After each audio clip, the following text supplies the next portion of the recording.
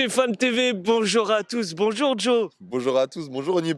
Au lendemain d'une soirée extraordinaire que nous venons de vivre, qu'est-ce que tu peux ressentir maintenant que ça y est, la soirée est passée et on va dire que l'émotion, on va dire, a baissé un peu d'un niveau. Écoute, la joie est toujours la même. Je suis extrêmement content. J'ai pris conscience que moi-même j'avais des traumas. Jusqu'à la 5 dernières minutes, je me dis on sait jamais, il faut que ça passe. Et je suis extrêmement heureux de voir que aujourd'hui notre PSG est grand, notre PSG s'est maîtrisé et super heureux qu'on puisse tous ensemble vivre cette finale. Super heureux de voir qu'il peut y avoir beaucoup de joie en fait autour de cette équipe.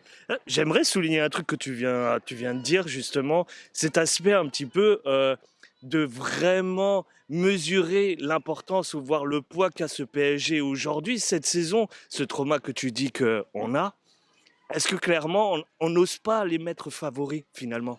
Alors, je pense que aujourd'hui le PSG est favori, il va falloir assumer ce statut, hein. Déjà, quand on était dans les 4 derniers, on nous plaçait 2, parfois 3, mais on nous passait deuxième derrière ce Barcelone et l'Inter d'ailleurs quatrième. Donc aujourd'hui, on a battu du coup toute la PL, C'est hein, vrai. concrètement. Donc, where is PL, hein, si on peut se permettre, qu'on parle plus jamais de la Farmer League, hein. C'est terminé, merci d'être passé. Les traumas, ils viennent de quoi? C'est parce que il y a deux choses. C'est que il y a mine de rien le match d'Aston Villa qui m'a marqué quand même, hein, Ok. où on a eu Le en fait match retour. le match retour, on a eu un vrai retour en fait d'une équipe qui est pas pour le coup forcément bien classée et les vieux démons de passé, hein, il y a rien à dire, hein. Voilà, ça fait maintenant plus de 25 ans qu'on supporte ce club. On a connu des souffrances, mais aujourd'hui on est extrêmement heureux. Et je te dirais que le troisième élément, c'est que le football moderne, on le voit avec ce Inter-Barça qui a eu lieu, ça s'est vu aussi avec ce PSG Arsenal, c'est que tu as en fait une gestion des temps forts, temps faibles qui est extrêmement intensive. C'est-à-dire qu'il n'y a pas une équipe qui n'a pas de trou d'air, hormis nous, notre match de référence, aller PSG-Liverpool, et encore on a eu un petit trou d'air, ça nous a coûté la victoire. Donc c'est vraiment...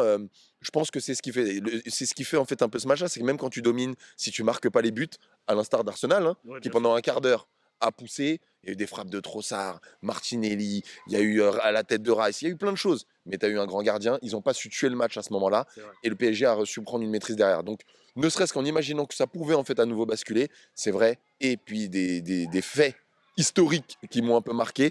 C'est vrai que voilà, je suis sur mes gardes, moi jusqu'à il n'y a pas le coup de sifflet final, mais quand tu regardes en réalité, le PSG a vraiment maîtrisé son sujet. Alors c'est vrai que tu le dis souvent maintenant, on sait faire le dos rond, quelque chose qu'on savait pas le faire. Est-ce que clairement il y a des joueurs qui ont changé de mentalité ou quelque chose un apport que certains joueurs peuvent apporter dans cette équipe, dans cet aspect-là? Ouais, bah, ta question, elle est excellente, hein. Il faut se le rappeler, hein, il n'y a pas si longtemps que ça, même si on était encore qualifié, ce PSG était celui qui avait le moins de pitching de toute l'RQSI. C'est C'est vrai. quand même un, C'est un vrai. grand point. Donc, on prenait quand même pas mal de buts, parfois une action, un but. Et là, tu vois que depuis Arsenal, alors certes, il leur manque un œuf de métier, mais on arrive vraiment à savoir souffrir. Et moi, je le vois. On a toujours eu une solidarité dans toute notre équipe, tout le monde l'a dit, que les gens font des efforts.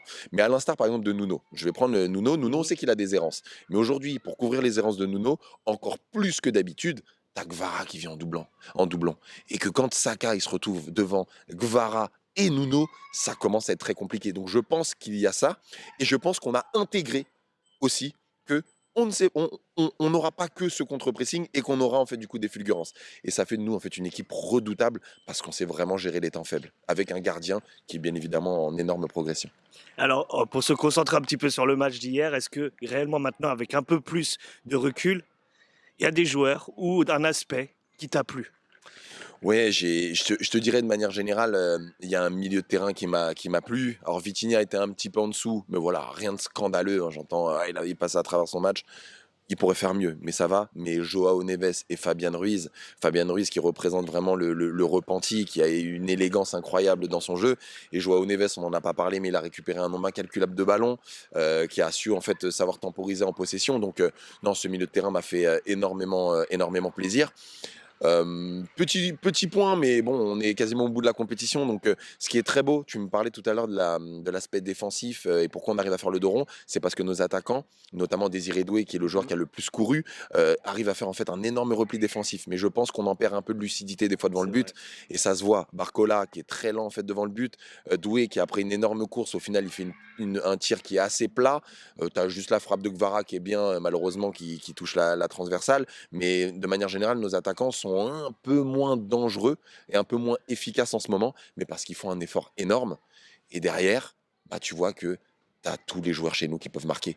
Et ça, c'est une différence qui est extrêmement importante. Au final, Arsenal, ils sont pas tant que ça en fait à pouvoir marquer. Mhm. Si c'est pas Rice, tu as peut-être un miracle de Trossard, Saka, il marque plus trop. Côté Barcelone qui viennent de se faire éliminer, ils avaient une Lamal dépendance qui était énorme, même si tu as eu Avec Rafinha, Rafinha. voilà, t'as eu Rafinha et quand il est hyper baldé, bah, du coup il a plus le même jeu. Ils ont, en fait, le point commun de beaucoup de ces équipes-là, c'est qu'ils ont, je dirais pas un jeu stéréotypé, mais le danger vient des mêmes personnes. Quand tu vois la frappe de Fabian Ruiz, tu te dis non, mais ce PSG-là, ça peut venir de partout. Moi, franchement, aujourd'hui, je mets au défi à quelqu'un de dire qui ne pourrait ne pas marquer au PSG.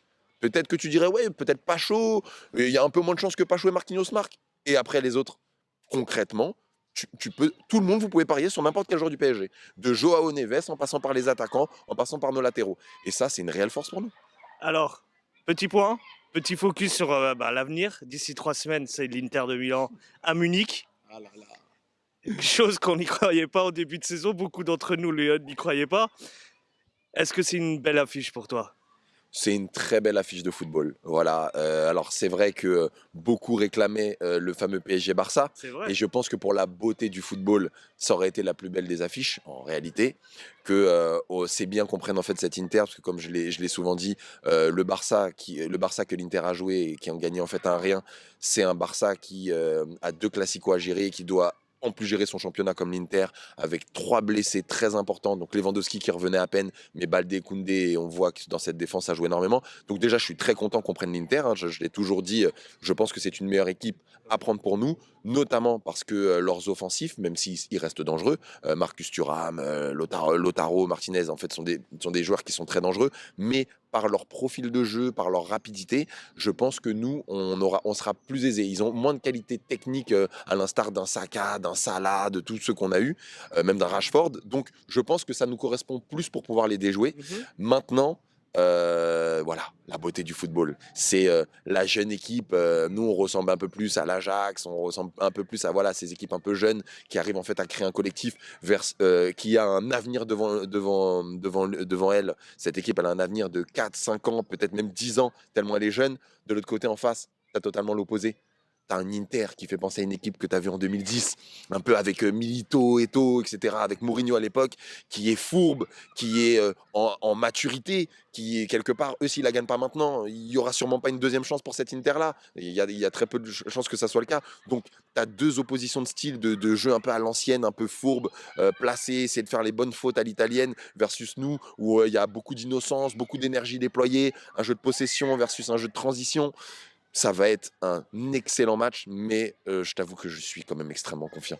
Vraiment, je pense que l'alignement des planètes, que voilà, cette année, c'est pour nous 5 ans après.